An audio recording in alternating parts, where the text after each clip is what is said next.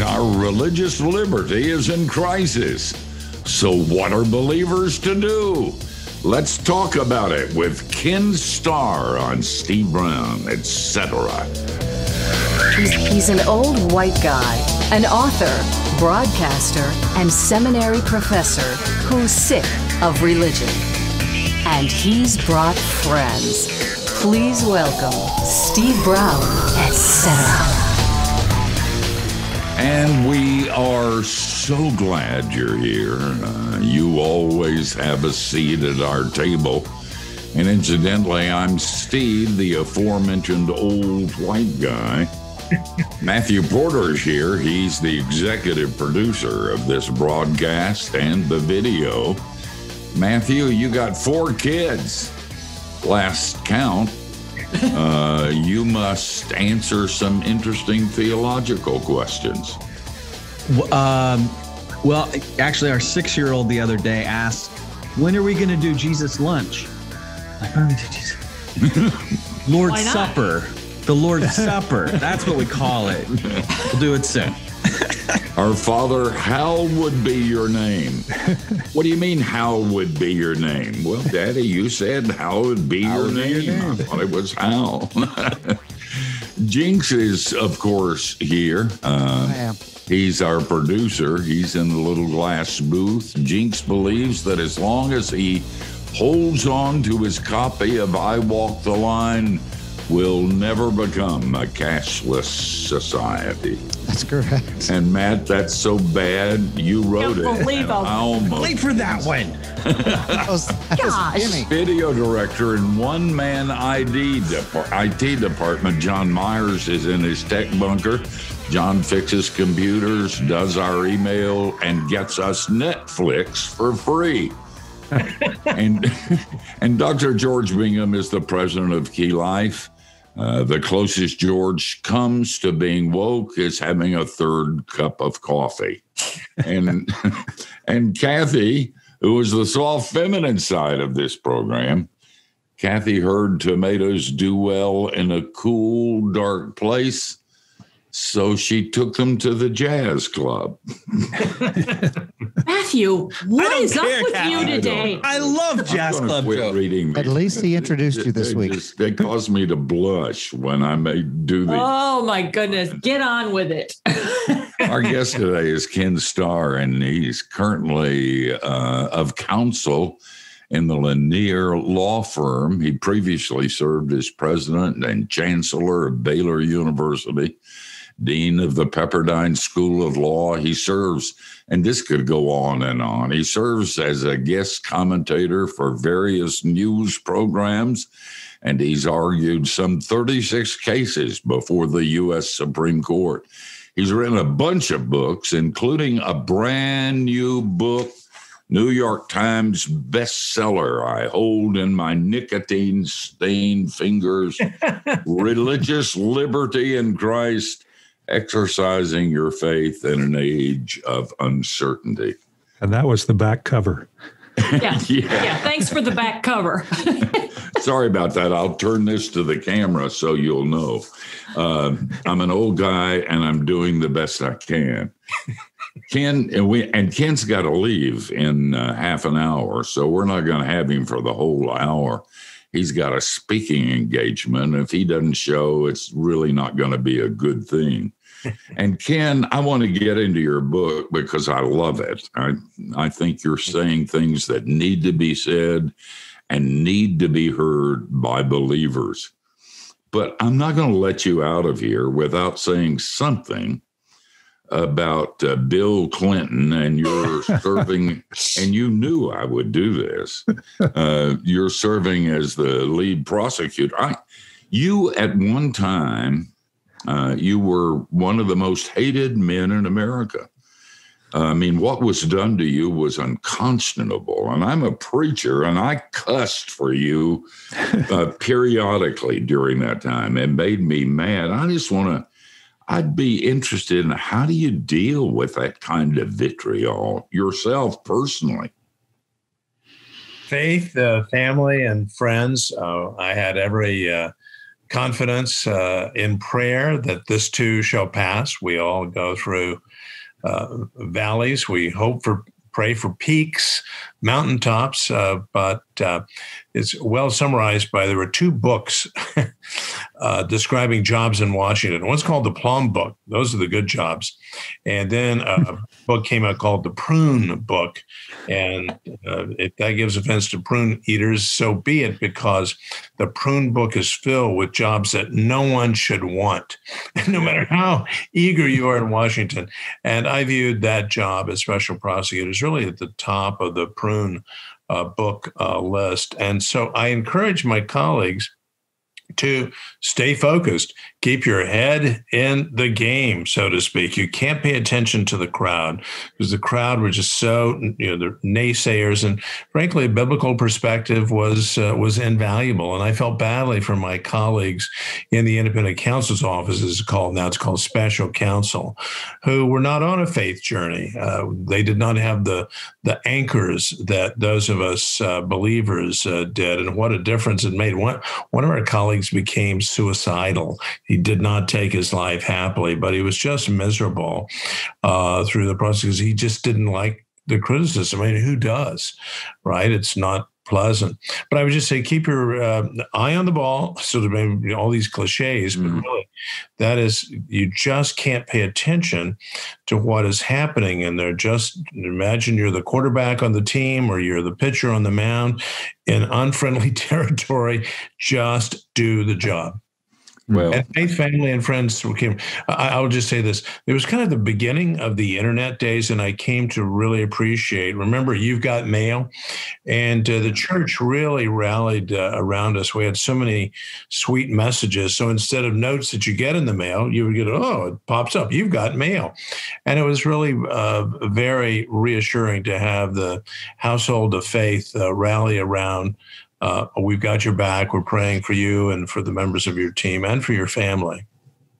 Well, just so you know, we were very proud of the way you stood. I couldn't have done that. I mean, I'm not saying I would have backed off, but I wouldn't have been as kind as you were. I would have made an obscene gesture and given them a quarter and told them, you called somebody who cares. And but you stood, you were strong, and you became a hero to all of us. So thank you for that. Now to the book. We are in crisis in this country. I think you attribute good motives to the reason for it, and maybe there's some of that. I'm a cynical old preacher, so that's not always true with me. But talk to us a little about where we are right now and some of the dangers. Well, thank you. The pandemic really brought home, and that's when I started writing the book, what we are facing as people who believe. And that is an enormous amount of cultural hostility and now official hostility. Governors closing churches or nigh unto closing churches and so forth. So the winds were blowing, and they were blowing hard against us. But there is great hope in that time and time again over these last, I count them as 40 years, when I entered the Reagan administration and really became deeply involved in issues of religious liberty, both at the policy level and in courthouses. And that is, the Supreme Court time and time again has rallied to the defense of religious liberty. My call is for us to inform ourselves. Just as criminals get their Miranda rights read to them, we need to have our rights part of who we are, so we can give account of the hope that is within us, and we can deal with that person, maybe just at the Rotary Club or whatever, who's got a very different perspective, and to say, you know what, I've got a different perspective, and that is, there's 6 great principles of religious liberty, and this is who we are as a people. This is our culture. And let me just share with you one story, and that this is filled, our Lord spoken stories, and this book speaks in stories about these great principles that vindicate religious liberty for all persons. Do you worry that the Supreme Court will change, that it'll be reconstituted in a different form, that it was politically tuned in and they will turn away from the Constitution and religious liberty? I'm concerned, but I'm not alarmed. I'm very concerned when the President of the United States and other leaders say we need to take a careful look at the structure of the court. I think Americans should stand up just as they did in the time of Franklin Roosevelt and say, don't tread on the court. The court works well. No one is saying the court is somehow overworked or not getting its job done. I worry about that, but I have every confidence that given the wisdom of the founding and giving our judges, our federal judges, our Supreme Court justices, true independence from the political process, that they will, as the Apostle Paul said, stand firm. They will stand firm, maybe not unanimously, but they will stand firm in terms of religious liberty. That's been the story that I tell in 170 pages. You don't have to go to law school. In fact, I wrote it deliberately. Two great editors who said, this is written for including high school students. I want high school students before they go off to college and face some of these cultural difficulties to, in fact, be well informed in their rights as Americans. Our guest today on Steve Brown, etc., is Ken Starr and his book. And this is a must-read book for believers. We're in a dark place right now, and it's time for us to stand up and be counted. Religious liberty in crisis, exercising your faith in an age of uncertainty. Listen, don't go away. Just like Jesus, we're coming back.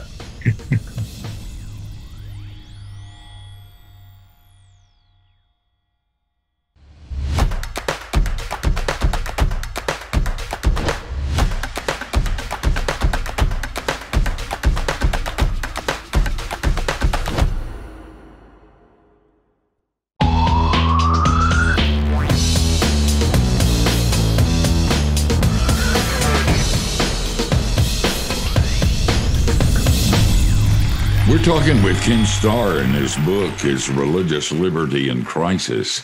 And this is a crisis and an important book for you to read if you're a believer.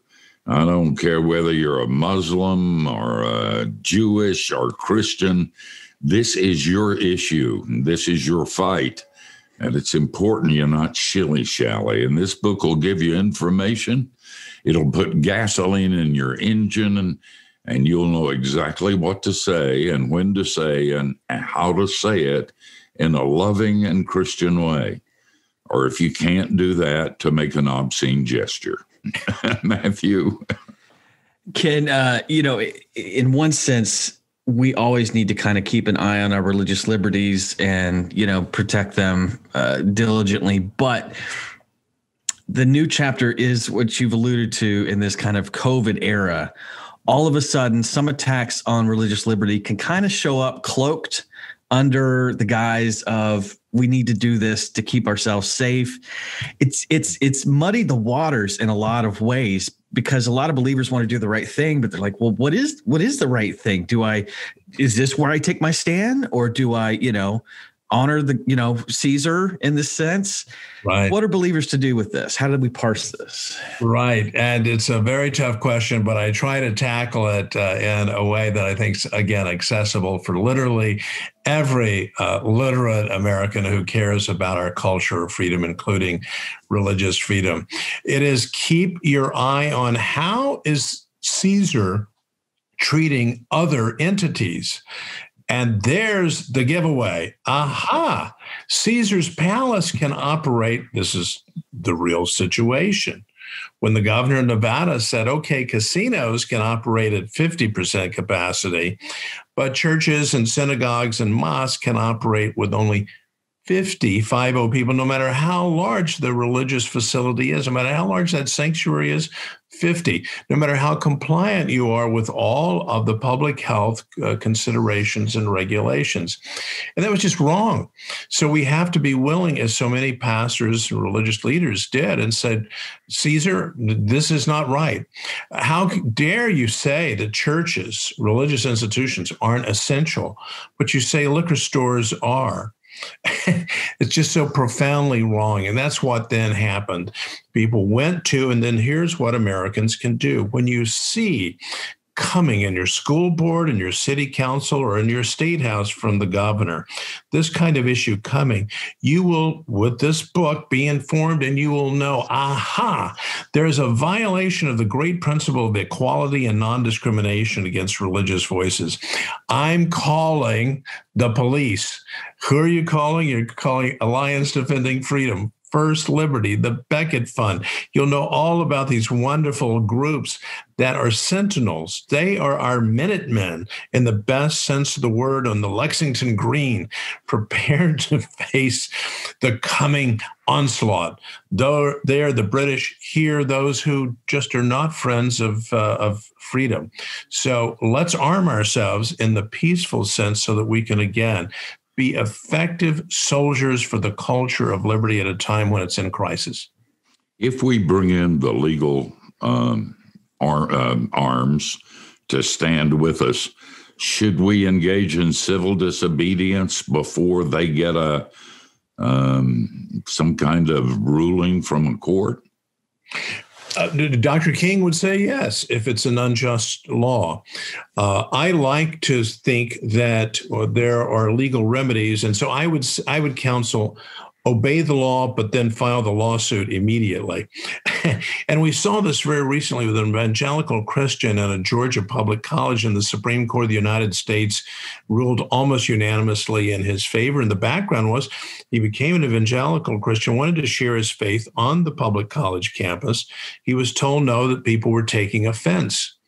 And the college had a policy in place that allowed that kind of discrimination against a religious voice. The lawsuit is filed almost overnight. The college changed the policy. And I will tell you from my own experience, as soon as you call the hand of Caesar, so to speak, in our rule of law system, almost every time they will say, I get the picture. It's sort of as a late senator said, when I feel the heat, I see the light. When they feel the heat of the Alliance Defending Freedom or the Beckett Fund, one of these great friends, I'm on the board of the Christian Legal Society, our Center for Religion and Law is such an important center for, but there are others that are there to defend us. So you need to have your lawyers name and telephone number, right? If you're in certain kinds of business, so that you're there. Well, we're in the business of freedom.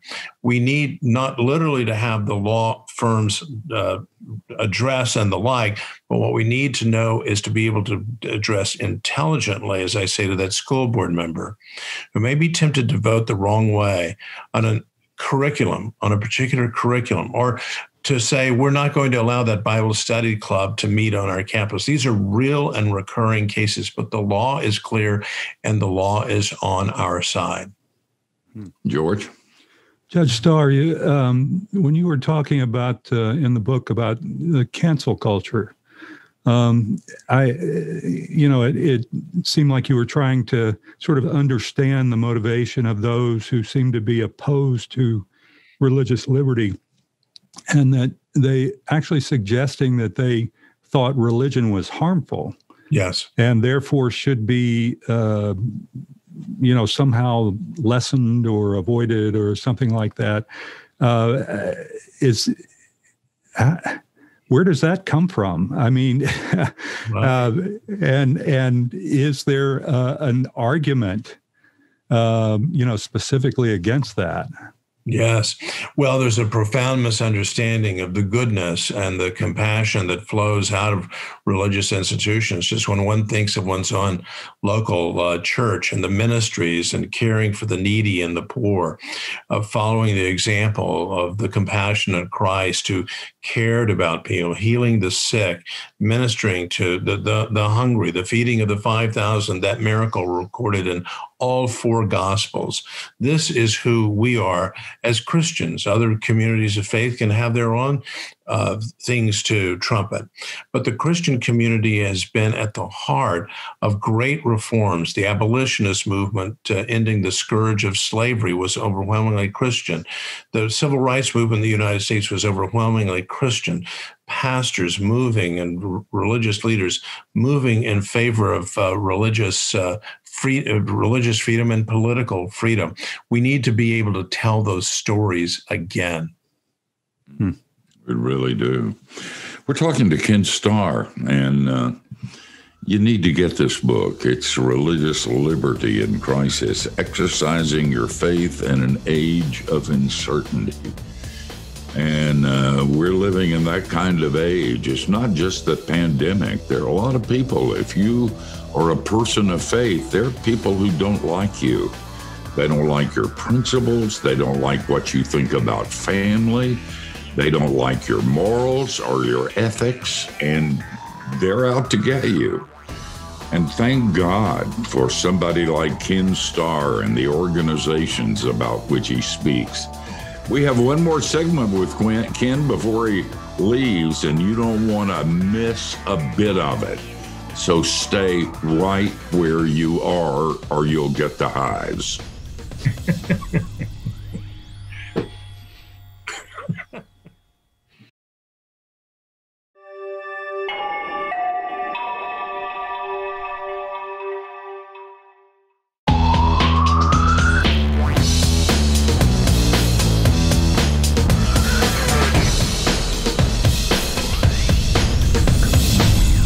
Hey, we're glad you're with us. You always have a seat at our table.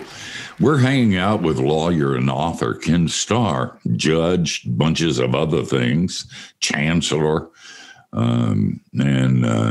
His latest book is titled Religious Liberty in Crisis, Exercising Your Faith in an Age of Uncertainty. And you can learn some more about that by going to encounterbooks.com. That's encounterbooks.com. Judge Starr, you, in the book, you tell a story about a school called Hosanna Tabor. And I know you can't go into great detail because we don't have that much time, but could you tell our listeners a little bit about that story and what the outcome of that means for us as believers? Oh, it's such a beautiful story. And thank you for mentioning Hosanna in the highest and Tabor is in Mount Tabor, a Christian evangelical school in the Midwest.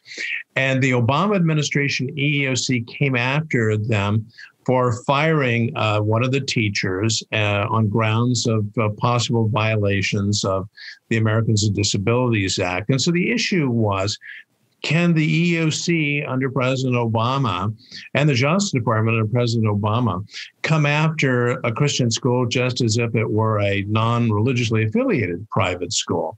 And the Supreme Court of the United States answered unanimously, no, you cannot. Caesar, hands off. And that opinion by Chief Justice John Roberts was joined by Ruth Bader Ginsburg and by Sonia Sotomayor. Out of that case emerges this great principle, autonomy. A little bit of a fancy word, but we know what that means. Our ability to chart our own course, free from the heavy hand of government. And the Supreme Court of the United States has in this area articulating this great principle. And Hosanna Tabor stands for it, but it doesn't stand alone.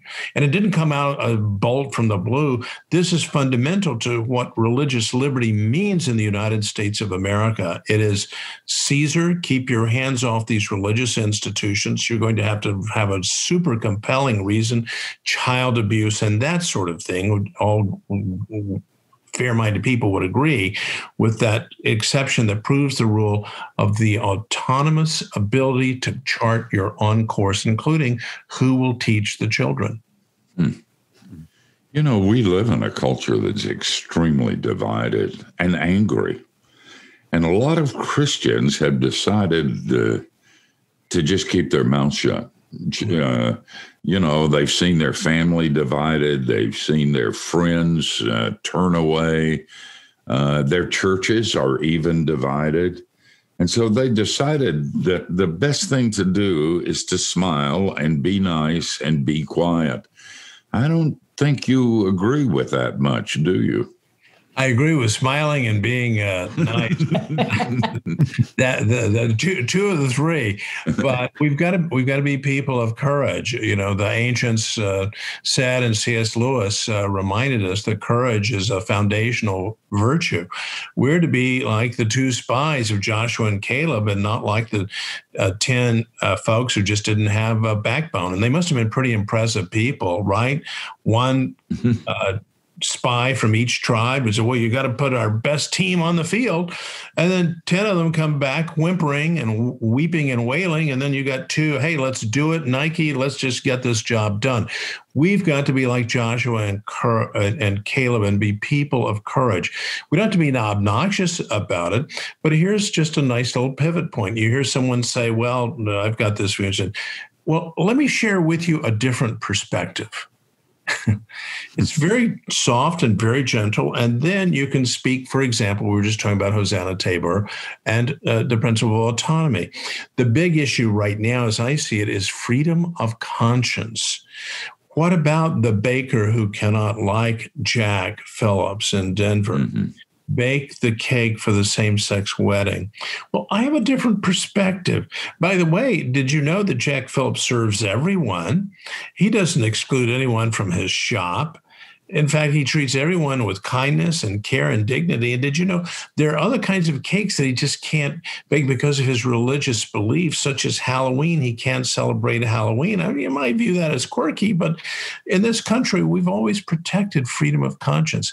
Don't you think that there's a point to that freedom of conscience is built into the Constitution, by the way? And the Supreme Court of the United States unanimously upheld the right of the Amish community in Wisconsin to take their children out of school. You see how the argument goes. You don't have to go to law school. You can just be a citizen talking about, this is something that I now know. I've absorbed this, and now I want to give a reason for the hope that is in me with respect to religious freedom and freedom of conscience. Ken Starr, and by the way, you guys need to get this book. This will give you the stories to tell and the perspective to share as a believer with those who don't agree with you. And Ken Starr promised to let you go, and I'm a man of my word. So you tell the people to whom you're giving your speech at lunch about an old white guy who made it possible for you to be there. And Ken, you're our hero. Thank you for this book. Thank you for all you do for all of us who are believers. We rise up and call you blessed. Thank you. I'm very grateful. Guys, we're going to come back without Ken Starr and say bad things about him. You don't want to miss that. Actually, we're going to continue with the conversation, so you don't want to miss that. And if anybody asks you what you're listening to, turn your nose up and say Steve Brown, etc. And you're not?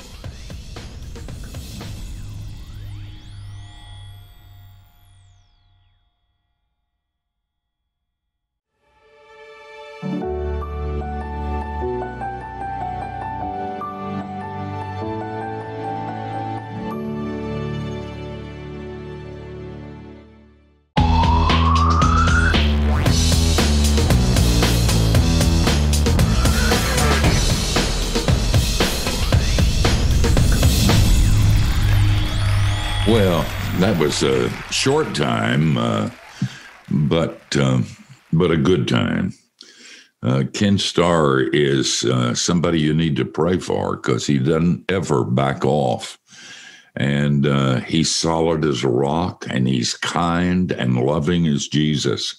And sometimes those things don't go together.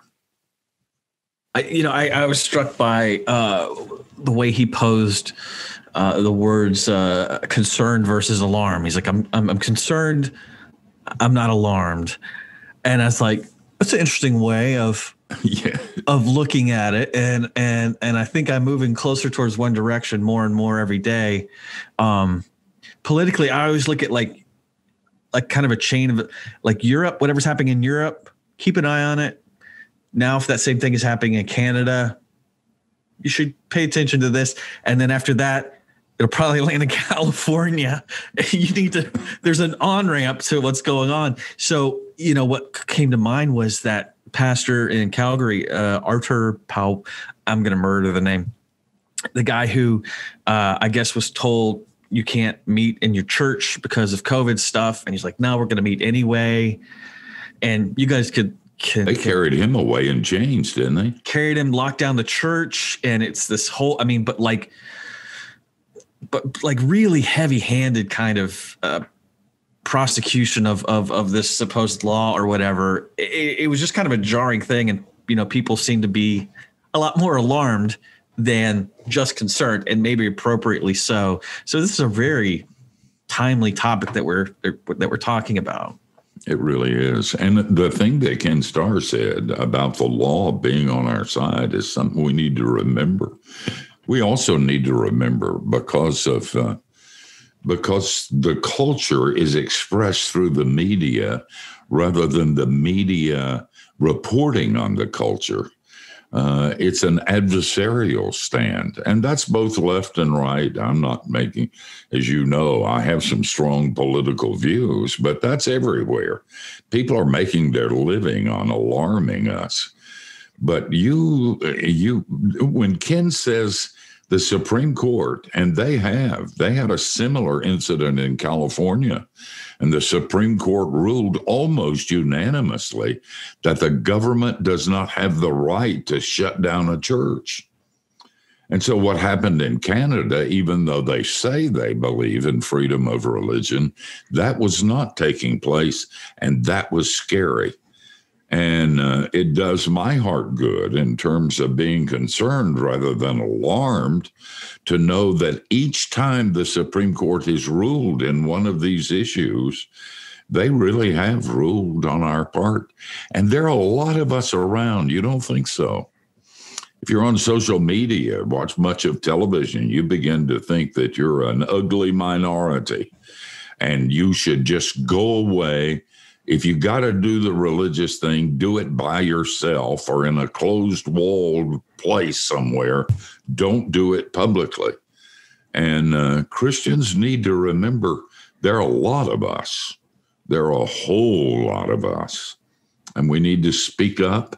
We need to speak out. And if necessary, we need to take legal. And there are a bunch of organizations that are well-funded, filled with some of the best lawyers in America that are ready and willing to take a stand for religious liberty.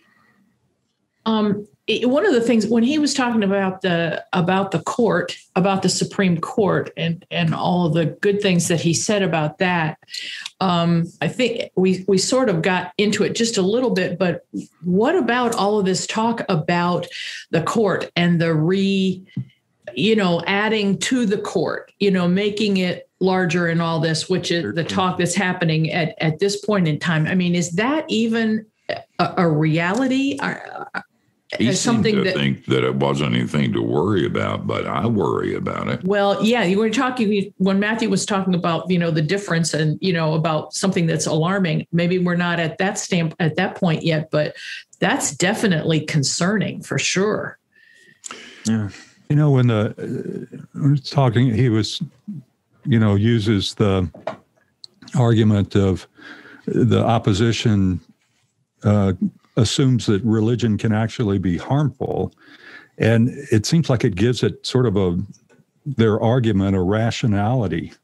And I'm not sure that it necessarily is. I come back to that story with when the Israelites were asking for a king and telling Samuel they wanted a king, and Samuel was trying to talk him out of it. And he went to God and said, I don't understand these people. They're standing against me. And God told Samuel, it's not you they hate, it's me. And I wonder if it's not just the attempt at a rational argument is kind of a veneer. And it really does come down to a spiritual battle. That's a good point. People want to be autonomous. If there's a God, he's in charge. And if there isn't, they are. And that desire for autonomy so I can do my own thing, religion sometimes interferes with that. At least internally it does, because there's something that says, don't go there. Don't do that. People will be hurt. Families will be destroyed. Countries can be uprooted and come to an end because of that sort of thing. And human beings, and that's the nature of human sin, it's autonomy from God. That's a wise comment, George. I agree with that. And I think that sometimes we're confused on what's right and what's wrong, not only in a religious sense, but in a lot of areas, things that we just assumed, and everybody assumed was right, like love, and that hate was wrong. And that's been reversed in many places where hate has become an asset. If you read some of the things on social media, it's pretty scary. And I think Christians need to first say, we don't live by the rules and we failed, and that's why we need Jesus. But that doesn't mean the rules aren't valid and that they shouldn't be strived, or that we shouldn't strive to obey those. And I think that drives some people nuts. And as we become a less religious culture, and we're becoming that, that's going to increasingly be a justification against which Christians needs to stand. I mean, if you see something, say something. If it's a bomb, of course. If it's a bomb trying to destroy religious liberty, you got to say something there too. And I personally have decided I'm going to say things. I haven't in some places, believe it or not, but I'm not going to do that anymore. I'm not going to be quiet about a lot of things. And I'm going to try to be as nice as Ken Starr, but I'm going to speak truth. And I'm going to speak truth to power. And pray they put me in jail so I have time to read. As long as they let you smoke. Yeah, they probably wouldn't. And that would be... Steve working out in the yard. Yeah. Yeah. Guys, we're going to come back. Don't go away.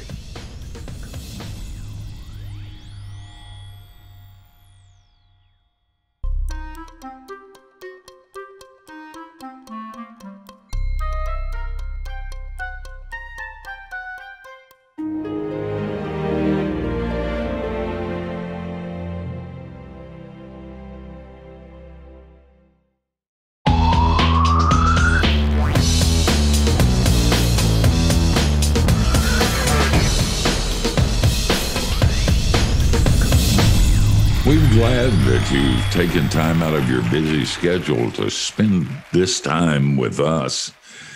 Ken Starr was a great guest. I'd met him before, and he is just a humble, gentle, kind, loving guy with a backbone of steel. He doesn't back off, and thank heavens he doesn't. If you read this book, you'll read about a lot of people that don't back off. And as a result of reading the book, which is Religious Liberty in Crisis, Exercising Your Faith in an Age of Uncertainty. If you get this book, it should inspire you to say something, to not let your rights go with your silence. If you don't get involved, you're the problem. And we as Christians kind of like to mind our own business, to leave the pagans to bury their own dead, to not say anything. But it's time. It's time to say something. And this program didn't by any means cover it all. We just scratched the surface with Ken. And then when he left, we did the same thing. There's so much more to be said about this particular subject. So get the book, bring it up in your small group at church and say, hey, guys, nobody knows we're here. I have a friend who did that on a college campus. And he said, they don't even know we're here, and I'm going to fix that. And he did, man. They went out from that small group, and they knew the Christians were there. So let people know that we're here. And when you see something, say something. Kathy, who's going to be on next week? And he likes us. He said he wanted to come back. He really did. That's always a really good thing that people not want everybody to come back. feels. No, everybody doesn't. Well, I didn't doubt his character until that moment. Yeah, really. Well, next week it's Steve Brown and etc. And we will be discussing some very interesting topics. Cookies. And you have to come in order to find out what they might be. What she is saying is we have not yet decided what they might not. No. Just let it go. I have a surprise guest coming next week. You have a surprise guest? I do. My number one fan. And he'll tell us this week. Wait a minute. Your number one fan? My number one Steve Brown, etc. fan will be sitting right over here in the wings. My dad is coming into town for my son's graduation, so he'll be right here. Oh, look at that. Michael Jinks will be on next week. There you go. There we go. We know that much. And I was going to guess it was the pizza delivery guy. Steve, he has a degree in theology, so maybe you can chat him up. Hey, whatever. Join us next week. Same time, same place. Between now and then, don't do anything we wouldn't. And that gives you a wide, wide berth.